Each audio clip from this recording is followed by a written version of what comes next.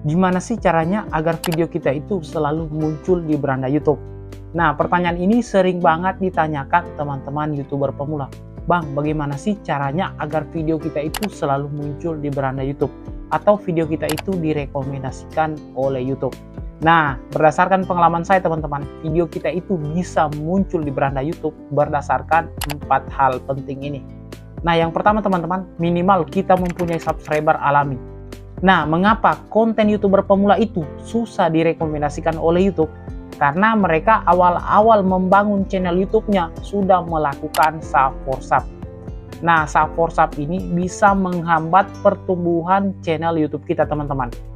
Nah, misalnya nih, kita punya 100 subscriber hasil dari sub for sub. Nah, begitu kita mengupload video teman-teman, maka video kita ini akan direkomendasikan di beranda orang yang sudah mensubscribe kita tadi. Nah, dari sinilah dinilai oleh YouTube, apakah video kita itu diklik oleh orang yang sudah mensubscribe channel YouTube kita. Nah, jika tidak diklik atau tidak ditonton oleh orang yang sudah mensubscribe channel YouTube kita, maka video tersebut akan dikurangi lagi rekomendasinya. Jadi, itulah mengapa channel yang melakukan sub for sub itu susah untuk berkembang. Karena orang yang mensubscribe channel YouTube kita ini teman-teman, belum tentu menyukai konten yang kita buat. Nah, kalau subscriber alami teman-teman, itu memang awal-awal susah untuk mendapatkan 1000 subscriber. Tapi ketika kita berhasil membangun algoritma di channel YouTube kita, maka pertumbuhan channel YouTube kita itu langsung melejit. Jadi buat kalian yang awal-awal membangun channel YouTube sudah melakukan sub for sub, saya harap kalian hentikan mulai dari sekarang teman-teman.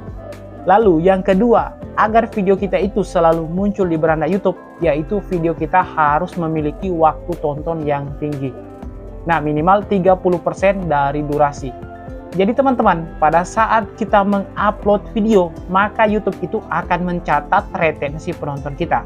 Nah, biasanya teman-teman, video kita yang retensi penontonnya itu di atas 30%, maka video itu akan direkomendasikan oleh YouTube. Tapi sebaliknya, jika retensi penonton video kita di bawah 30% atau 20%, biasanya video tersebut rekomendasinya perlahan-lahan akan dikurangi oleh YouTube. Nah, itu berdasarkan pengalaman saya teman-teman selama saya membangun beberapa channel YouTube saya. Tapi buat kalian yang mungkin pengalamannya berbeda, silakan kalian berbagi di kolom komentar sesama YouTuber pemula. Jadi teman-teman, waktu tonton ini sangat mempengaruhi rekomendasi YouTube. Itu menurut pribadi saya. Kalau video kita itu ditonton, misalnya seperti durasi video saya rata-rata itu misalnya durasinya 8 menit. Terus ditonton cuman 1 menit. Nah, itu jelek banget performanya teman-teman. Biasanya kalau waktu tonton saya segitu teman-teman, untung-untung viewer saya bisa menyentuh angka 1000. Tapi kalau misalnya nih video saya itu durasinya 8 menit, terus yang ditonton 3 menitan, nah itu bagus banget performanya teman-teman. Nah, kalau performanya seperti itu teman-teman, bisa-bisa video itu menyentuh ke angka ratusan ribu viewers. Tapi itu tergantung dari jenis konten kita juga ya. Kalau konten yang kita upload itu banyak peminatnya, ya bisa jadi viewersnya menyentuh angka ratusan ribu. Tapi kalau peminatnya cuma sedikit, nah biasanya itu mentok cuma 1000, 2000. Tapi waktu tontonnya tinggi, nah itu karena peminatnya sedikit teman-teman. Jadi itulah mengapa kita sebagai konten kreator itu harus melakukan riset dulu sebelum membuat konten. Agar pada saat kita mengupload konten ke YouTube, video kita itu banyak yang nonton. Oke teman-teman? Lalu yang ketiga teman-teman, agar video kita itu selalu muncul di beranda YouTube, kita harus fokus pada satu topik pembahasan. Nah, ini juga sering banget dilakukan YouTuber pemula, yaitu tidak fokus pada satu topik pembahasan.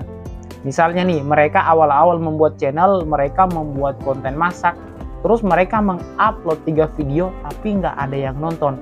Akhirnya mereka mengubah menjadi konten vlog. Misalnya mereka pergi jalan-jalan, mereka rekam, lalu mereka upload ke YouTube. Tapi setelah mereka mengupload misalnya 10 video, tapi yang nonton nggak ada, akhirnya mereka ganti lagi menjadi konten tutorial.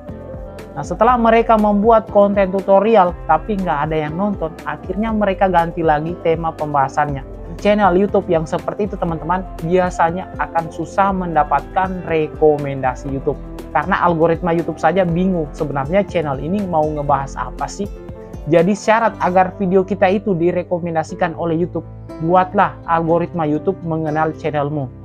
Misalnya channelmu itu membahas soal gadget, jadi kalian harus fokus membahas gadget terus, jangan dicampur-campur. Karena jika kalian mencampur-campur pembahasan di channel YouTube kalian, itu akan menghambat pertumbuhan channel YouTube kalian. Jadi buat YouTuber pemula yang masih suka mencampur-campur konten di channel YouTube-nya, saya sarankan kalian stop melakukan hal-hal itu mulai dari sekarang ya, agar channel YouTube kalian bisa berkembang dan bisa menghasilkan uang dari YouTube. Karena saya juga awal-awal teman-teman sering banget mencampur-campur konten di channel YouTube saya. Tapi pertumbuhannya itu susah teman-teman, lama. Jadi itulah mengapa saya menyarankan buat teman-teman YouTuber pemula yang ingin menghasilkan uang dari YouTube, sebaiknya kalian fokus pada satu topik pembahasan agar channel YouTube kalian cepat berkembang dan kalian tidak terlalu lama berproses di YouTube untuk menghasilkan uang.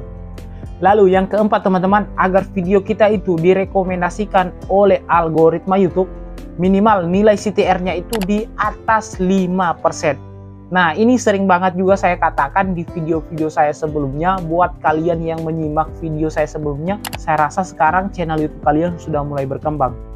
Jadi teman-teman, nilai CTR ini sangat berpengaruh untuk mendapatkan rekomendasi YouTube. Jadi pertanyaannya, bagaimana sih caranya agar nilai CTR kita itu bisa di atas 5% atau 10%? Nah, di sini ada 2 poin ya teman-teman, agar nilai CTR kita itu bisa tinggi. Yang pertama yaitu judul kita harus menarik. Yang kedua, thumbnail YouTube kita harus menarik. Jadi judul dan thumbnail ini teman-teman satu paket ya. Jadi judul harus menarik, thumbnail juga harus menarik agar video kita itu muncul di beranda YouTube, video kita itu diklik oleh penonton dan disimak oleh penonton. Nah, tugas kita sebagai kreator yaitu video kita itu harus diklik oleh penonton lalu disimak oleh penonton. Bagaimana caranya agar penonton itu mau mengklik video kita? Yaitu dari judul dan thumbnail YouTube kita. Kalau judul kita menarik, thumbnail YouTube kita menarik, pasti video kita itu begitu muncul di beranda YouTube akan diklik oleh penonton di YouTube. Nah, setelah video kita tadi diklik oleh penonton di YouTube, tugas kita yaitu bagaimana caranya agar penonton itu mau terus berlama-lama menonton video kita hingga akhir. Nah, itu sangat berat teman-teman, tapi kita sebagai YouTuber pemula harus bisa mempertahankan retensi kita. Nah, itu mengapa saya selalu menyarankan hook 30 detik pertama itu harus menarik agar orang itu mau terus menonton video kita hingga akhir. Jadi usahakan video kita itu bisa ditonton oleh penonton di YouTube itu minimal 30% dari durasi, agar video kita itu mudah mendapatkan rekomendasi YouTube dan video kita itu akan disebarkan ke beranda pengguna YouTube. Jadi buat teman-teman YouTuber pemula yang videonya belum muncul di beranda YouTube, coba kalian terapkan hal-hal yang sudah saya sebutkan tadi ya teman-teman. Nah, oke teman-teman, mungkin segitu saja pembahasan kita kali ini. Dan jika video ini bermanfaat buat kalian, jangan lupa kalian tekan tombol subscribe dan like-nya ya. Oke teman-teman, saya Helpin undur diri. Sampai jumpa di video berikutnya. Terima kasih sudah menonton. Salam sukses.